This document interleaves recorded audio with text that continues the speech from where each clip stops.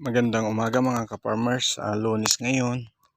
Katatapos namin nagkadiwa sa may CSI Warehouse Club Lukaw ng 2 araw, Saturday, Sunday. Namiss ko yung farm, pag-i-stay dito sa farm kasi doon kami sa CSI Warehouse. Ngayon, magpupuruning po tayo ng kakao. Tignan natin yung mga namumunga na kakao natin. Ito. Alisin natin yung mga unnecessary branches, yung sinasabi na yung sobra kailangan maalis para medyo lumiwanag ng konti mga ka-farmers, kasi pag hindi tayo magpo-prune wala ring kwenta yung kakao natin. Pero pag ma-prune natin talagang tignan nyo, hitik sa bunga. Ayan. Ganyan po ang ginagawa. Inaalis. Ayan. Makikita na natin yung mga bunga pag ma-prune. Kaya mga ka-farmers, simple lang ang trabaho dito sa kakao natin. Kasi pag napoprune mo ito, siyempre maaasahan mo na marami yung ibibigay sa iyo na bunga. Ayan.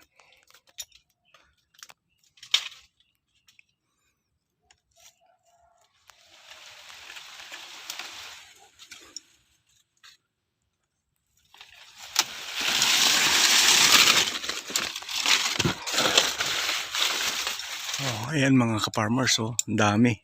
Hitik sa bunga, nasisilo lang tayo sa araw kasi umaga.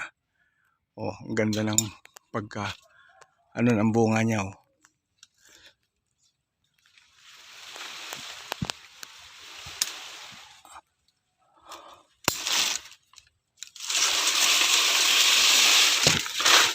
Ayan, lumiwanag. Kaya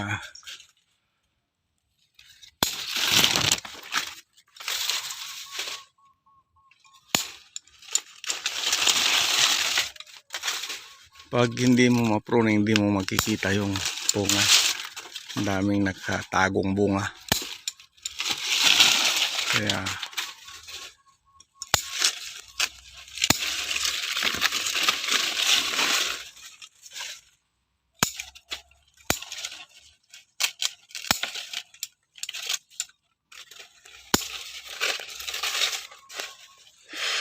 ayan mga ka-farmers,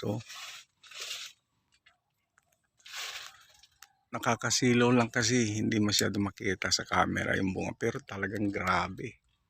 Hitik, hitik sa bunga. Ayan. Ito.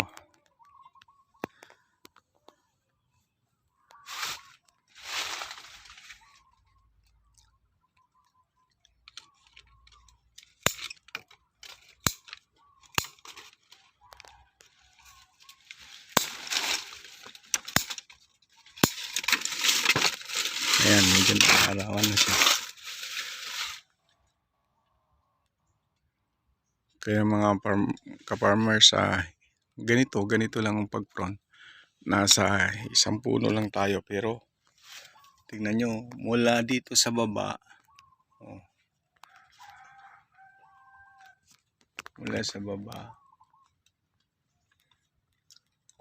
ganyan, pakit ang bunga. Kaya ito ang kagandahan ng kakao, mga ka-farmers. Paki-like and subscribe po ang Kumaan's Farming. Maraming salamat po.